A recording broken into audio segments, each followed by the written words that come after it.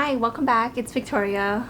Today's video, I'm going to be going over the differences between index funds, ETFs, and mutual funds. At one point, I didn't know the difference. I thought that they were all interchangeable and they all meant the same things. But then once I did realize the difference, it made me reevaluate where I was putting my money. And then I had to switch around a few times, which made it inconvenient and very difficult. I wanted to share with you so that you don't have to go through the same thing. You'll understand which one is the best option for you. Before we continue, give this video a thumbs up and be sure to subscribe to my channel. I do post about personal finance and investing every week. Mutual funds have been around for a very long time, before ETFs and index funds. The purpose of it was to lower the risk of investing in individual stocks. Instead of investing in individual stocks, lowering your risk if any one of these stocks were to drop. On top of the fact that it's a pooled investment, it is also managed by professionals. So fund managers that decide and pick on what stocks for the fund to invest in. What's so great about mutual funds is that there's a lot of diversification. You're really lowering your risk by investing in a portfolio of stocks instead of a stock at a time. It made it a lot easier for anyone to be a part of the stock market, even if they don't know which stock to invest in. Because mutual funds are managed by professionals, it takes away the work for you. So you as an investor don't have to worry about the specific stocks, how they're doing the day, or when there will be fees associated with the mutual fund. This is because mutual funds are active management, which means that someone is actively looking through these stocks and choosing which stocks to buy and sell. The annual fees on a mutual fund can range from 1 to 2% of the account balance. Let's say, for example, you had $10,000 you put into a mutual fund and they charged a 2% management fee. You would have to pay $200 in fees every year. You might think that these fees are very low, but if you put it into perspective, it can actually be eating a lot of your profits. Let's say that you are receiving a 5% annual return on your mutual fund, but they charge an expense ratio of 2%. That means that 40% of your returns are taken by fees.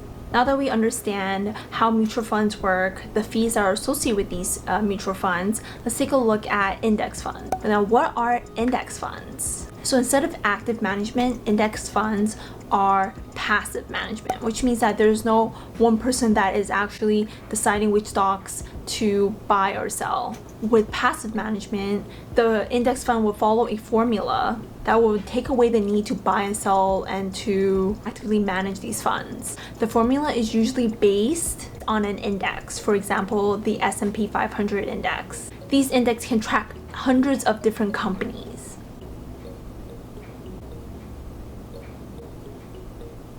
An index is pretty much a representation of a stock market. An index tracks the performance of a group of assets or a basket of securities, such as a list of publicly traded companies.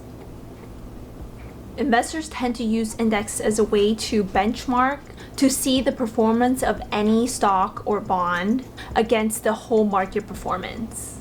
It's a great way to see how well the stock market is doing that day. So for example, because these index funds are tracking the S&P 500 or the Dow Jones, they only charge a low expense ratio, usually under a 0.2% fee. Competition in index funds have led to lower expense ratios, which is really great for people who want to invest in index funds. An example of an index fund is the Vanguard 500 Index Fund, or the VFIAX. This follows an index and only charges a ratio of 0.04%. Even Warren Buffett has said that low-cost index funds is the best way for an average investor to grow their wealth. Warren Buffett has said that by periodically investing in index funds, the know-nothing investor can actually outperform most investment professionals. What's so great about index funds is that they're not limited to just stocks. You can also invest in a mutual fund that mirrors the bond market.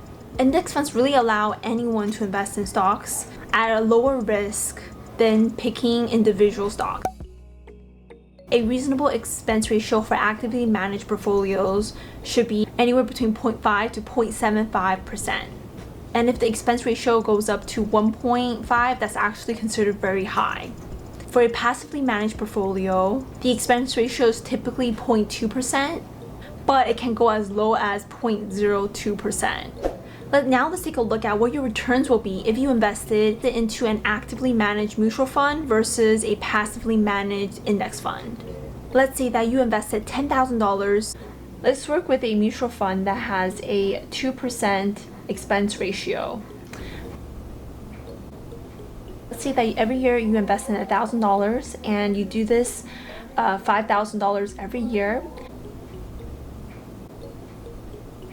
Your total horizon years is 30 and your expecting return is 7.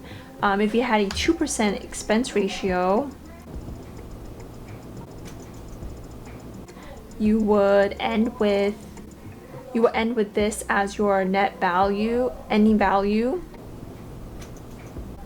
and with fees.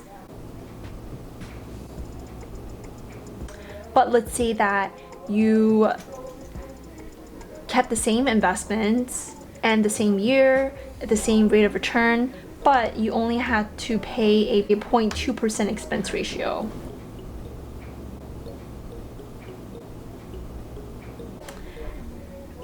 Your net value increased a lot. That's just fees, and it doesn't even include taxes. So you can see the fees can really eat away at your profits. And if you really care about paying very low fees, an index fund would be a better option. Now let's take a look at ETFs. ETFs are exchange traded funds. They were introduced after index funds, but they're very similar to index funds. They're a collection of bonds or stocks that are traded on an exchange. The one big difference between an index fund and an ETF is that with an index fund, you can only buy and sell in one day at the market closing price. It is definitely very limiting in what time of the day you can trade and how often you can trade. Whereas an ETF, on the other hand, you can trade it like a stock. You can buy or sell an ETF any time of the day. An ETF can be bought and sold multiple times in a day. For an ETF, the expense ratio is usually slightly lower than an index fund. If you want to trade an index fund like a stock, an ETF will be the better way to go. So I would recommend investing in index funds. Because you're investing in index funds, they're for long-term growth. You don't want to be seeing it every day like you'll see an ETF. You want to keep an index fund in your portfolio for a long time. So instead of trading it like an ETF where you get to see it every day, index funds are perfect for long-term investment.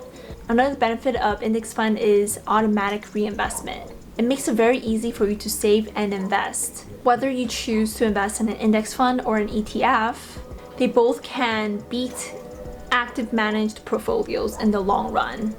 I hope you enjoyed this video. If you have a favorite index fund, leave it in the comments below. Give this video a thumbs up, subscribe to my channel, and turn on that notification bell. I do post about personal finance and investing every week.